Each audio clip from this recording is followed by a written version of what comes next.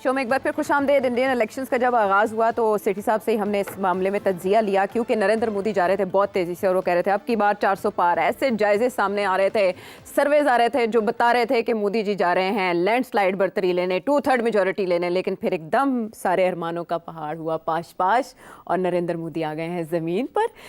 क्योंकि इससे पहले के जो दो इंतखाबात हैं जिसमें उन्होंने बड़ी अच्छी खासी अक्सरियत अपनी शो की थी, पहले से भी पीछे रह गए।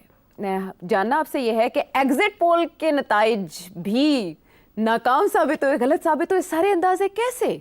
आयशा, पहली बात तो यह है, जहाँ तक ये एग्जिट पोल्स हैं, जब ये छप रहे थे तो उस वक़्त मीडिया के अंदर बातें शुरू हो गई थी कि ये बड़े बायस्ड हैं। अच्छा, और उनका बायस बड़ा क्लियर था। असली बात ये थी कि जो लोग जवाब देने से इनकार कर रहे थे उनकी अहमियत नहीं पहचानी गई कि वो क्यों इनकार कर रहे हैं, और जो लोग जवाब दे रहे थे वो ज़्यादातर वही थे जो मोदी के सपोर्टर्स थे, जिन्होंने मोदी के लिए वोट डाला था। जिन्होंने नहीं डाला था वो आगे से चुप करके चले जाते थे, did not commit themselves. Actually उनकी वजह ये थी, इन्होंने सोचा कि वो जेन्युइनली उन्होंने उनको एंटी मोदी नहीं है। दरअसल उनमें से बहुत से लोगों ने मोदी के खिलाफ वोट डाला था, मगर बताना नहीं चाहते थे, डरते थे कि ये अगर हम हाईलाइट हो गए या पिन पॉइंट हो गए, कल को वो जीत गया तो हमें फिर हमारे ऊपर कोई तशद्दुद ना हो, कोई प्रोसिक्यूशन ना हो एंड सो ऑन। इंतकामी कार्रवाई, स्पेशली इंतकामी कार्रवाई, specially Muslim voters, Dalits and other backward classes के जो लोग थे। तो मैं ये समझता हूँ एक तो रीज़न ये था कि एग्जिट पोल्स बायस थे, प्रो मोदी थे टू बिगिन विद, और जो साइडलाइन मीडिया है ना, जो ऑन द पेरिफेरी मीडिया था, जो एक्चुअली इंडिपेंडेंट मीडिया है, मेन स्ट्रीम मीडिया इंडिया का बड़े सेठों के हाथ में है जो कि मोदी के सपोर्टर्स हैं। यहाँ भी by the way main stream media जो है वो हमेशा इस्टेब्लिशमेंट के साथ होता है। वहाँ Modi was the establishment, because वहाँ कोई इस्टेब्लिशमेंट नहीं है, तो Modi was the establishment. Establishment वो होती है जिसके पास रियासत के सारे इदारों का कंट्रोल हो, तो मोदी के पास सारे इदारों का कंट्रोल था। इलेक्शन कमीशन मोदी के हक में थी। पहली दफ़ा इंडिया के अंदर इंडिया के इलेक्शन कमीशन के ऊपर उंगलियां उठी हैं और इल्ज़ाम लगे हैं कि ये तो इंडिपेंडेंट इलेक्शन कमीशन नहीं है। और ये अभी नहीं, जब ये बनी थी इलेक्शन कमीशन, जिस तरीके से लोगों को नॉमिनेट किया था, नॉन इंडिपेंडेंट लोगों को नॉमिनेट किया था, उसी वक्त ये इल्ज़ाम लगने शुरू हो गए थे पहली दफ़ा इंडिया की हिस्ट्री में कि ये इंडिपेंडेंट इलेक्शन कमीशन नहीं है। इंडिया के बारे में, इंडियन इलेक्शन कमीशन के बारे में ये कहा जाता था it is one of the most independent election commission in the world. वो दिन था और आज का दिन है। इलेक्शन से पहले ही इल्ज़ाम इंडिपेंडेंट मीडिया के जो थोड़ा सा है ये था कि इलेक्शन कमीशन इंडिपेंडेंट नहीं है, नंबर एक।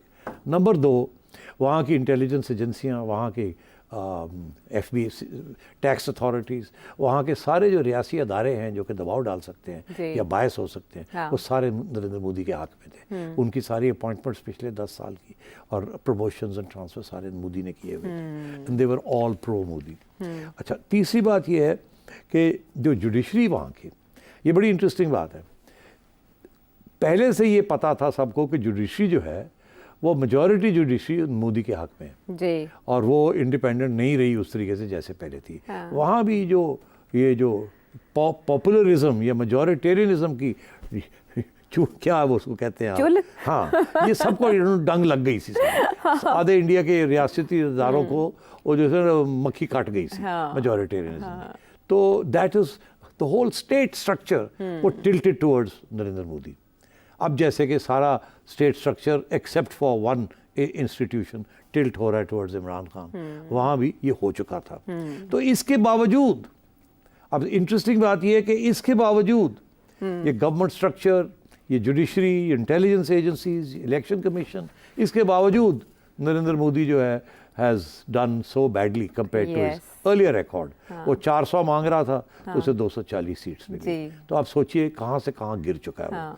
तो ये बहुत बड़ा डिबैकल है फॉर नरेंद्र मोदी।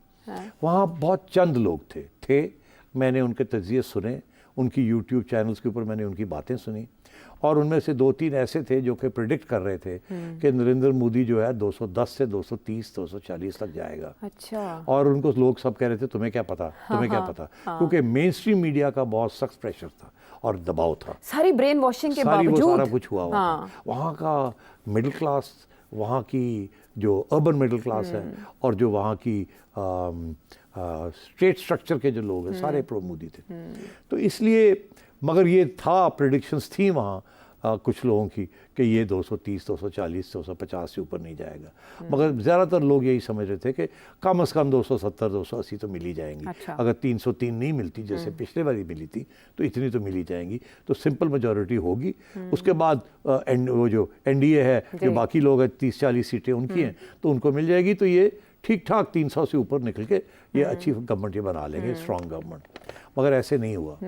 तो अब उसके क्या रीजंस हैं, if you want I can discuss के बाकी अदर रीजंस क्या हैं और कहाँ इसके साथ हुआ। कुछ लोग कहते हैं कि भारत ने नफरत को शिकस्त दी है। सारे भारत की आवाज़ नरेंद्र मोदी के इस फलसफे के खिलाफ है, जो हिंदुत्व बनाना चाह रहे थे वो भारत को। अब जो उनकी इत्तेहादी पार्टीज होंगी, टीडीपी और जेडीयू, वो तो मुसलमानों के खिलाफ नहीं है, लेकिन बीजेपी है और एंटी पाकिस्तान भी है। तो ये इत्तेहादी जमातें क्या मोदी सरकार को पीछे पसपाई पे मजबूर कर सकती है नजरिए से? देखिए, ये है अब जहाँ बात आगे जाने की। हाँ। मगर इस इलेक्शन में हुआ क्या वो भी तो देख लें। हाँ, उनका फलसफा। हाँ, फलसफा क्या है?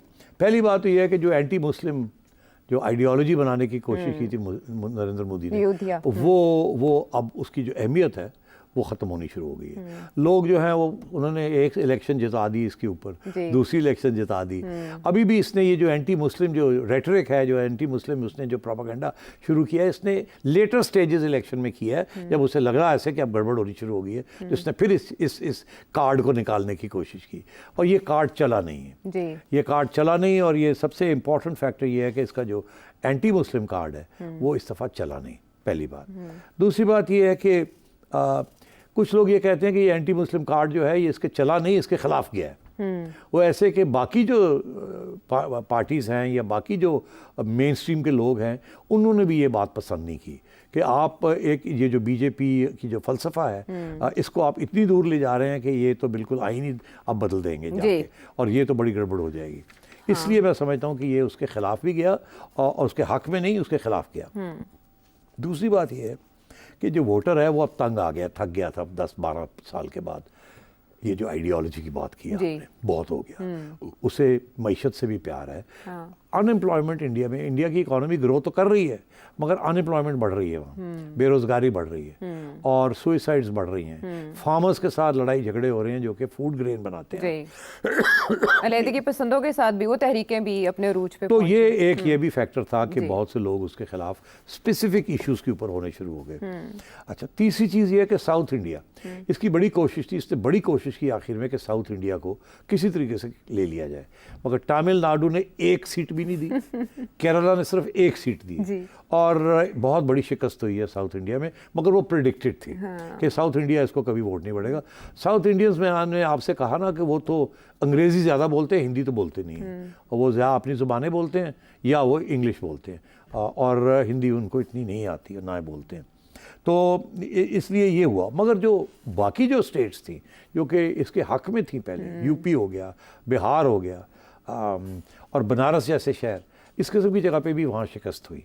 वहाँ जितनी सीटें पहले ली थी वहाँ कम ली। फिगर्स बड़े इंटरेस्टिंग हैं कि यूपी के अंदर दलित्स और ओबी सीज अदर शेड्यूल्ड कास्ट्स वो हट गए इससे। वो पहले उनके जिस पार्टी के साथ होते थे वो पार्टी इनके साथ थी, वो पार्टी हट गई। They didn't support Narendra Modi. और तो वहाँ पहले 64 सीट्स ली थी इन्होंने, इस दफ़ा 36 सीट्स ली। इसी तरीके के साथ वोट बैंक जो था वो शिफ्ट हो गया फ्रॉम एनडीए टू इंडिया। आखिरी बात ये कि बिहार में भी पहले इन्होंने 39 सीट्स ली थी तो इस दफ़ा 29 मिली, तो बिहार में भी इनको काफ़ी शिकस्त हुई। और आखिरी जगह राजस्थान जो कि इनका बड़ा गढ़ थी, वहाँ भी 24 सीट्स पहले मिली थी, इस दफ़ा 14 सीट्स मिली। तो जहाँ जहाँ इनकी गढ़ें थी, जहाँ जहाँ इनके स्ट्रॉन्ग होल्ड्स थे, जहाँ इनका हिंदुत्व का कार्ड जो था बहुत स्ट्रॉन्ग था, वहाँ भी एक्चुअली लॉसेस हुए। अगर ये वहाँ लॉस ना होता तो ये जीत जाते। इन्होंने वहाँ हारे हैं जहाँ इनकी आइडियोलॉजी बड़ी स्ट्रॉन्ग थी। इसका मतलब है आइडियोलॉजी का जो फैक्टर है वो इसके खिलाफ किया इस दफ़ा उसी स्टेट्स के अंदर जहाँ पहले उसने इनको जिताया था। और आखिरी बात यह है कि जो आरएसएस है, जो सो कॉल्ड पेरेंट ऑर्गेनाइजेशन है, बीजेपी ने आरएसएस को बिल्कुल ही भूल गए, उनको डिसलिफ्ट करा दिया।